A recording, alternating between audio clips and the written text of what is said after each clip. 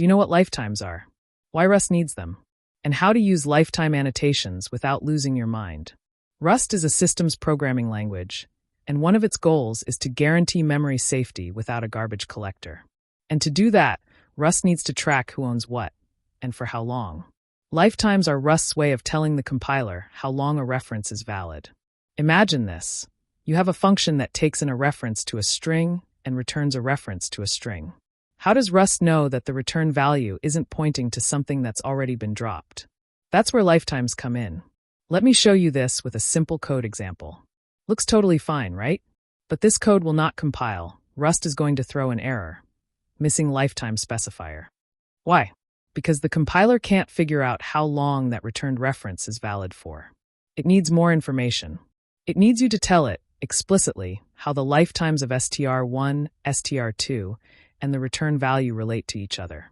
Let's rewrite that same function with lifetime annotations. All right, let's break this down.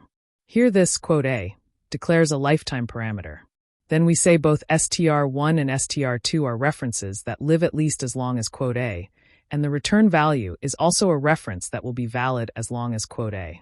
So essentially, we're saying, hey Rust, the return value will live as long as both of the input references. If either input reference dies early, Rust won't let the function compile because it can't guarantee the return value would be safe to use. Let's test this with a working example. This works perfectly. Both references live for the duration of main, so the return value is safe. Now let's look at a scenario that breaks. This code will not compile. Can you guess why?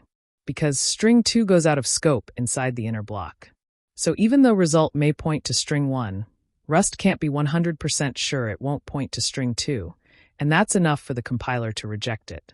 Rust is ultra-conservative when it comes to memory safety. Now you might be wondering, why don't we need to write lifetime annotations all the time? Good question. Rust has something called lifetime elision rules. These are a set of rules the compiler uses to infer lifetimes automatically in simple cases. Rust understands that the reference only needs to live as long as the function runs. So no lifetime annotations needed. For example, this works just fine without us writing any lifetime annotations. That's because the input has exactly one reference, so Rust can infer that the lifetime of S is the same as whatever gets passed in. But as soon as multiple references are involved, like in our longest function earlier, Rust can't make assumptions and asks you to be explicit. Without the lifetime annotation, Rust doesn't know if the reference you return might outlive one of the inputs. It protects you from returning a reference to something that might not exist anymore, like a local variable that's gone out of scope. Now let's say we want to store a reference inside a struct. Like this. Rust doesn't allow this without telling it how long the ampersand str will live. So we need a lifetime annotation. Now we're saying, this struct contains a reference that lives at least as long as lifetime A. This works fine. Because name lives for the entire scope of main, it's safe for b.title to reference it. Let's now add a method to this struct that returns a reference. We still need to be explicit with lifetimes. Here, self has lifetime A, and the return type also has A. Rust knows the returned reference is tied to the same lifetime as the struct's data. This also compiles just fine. Here's an example of what not to do.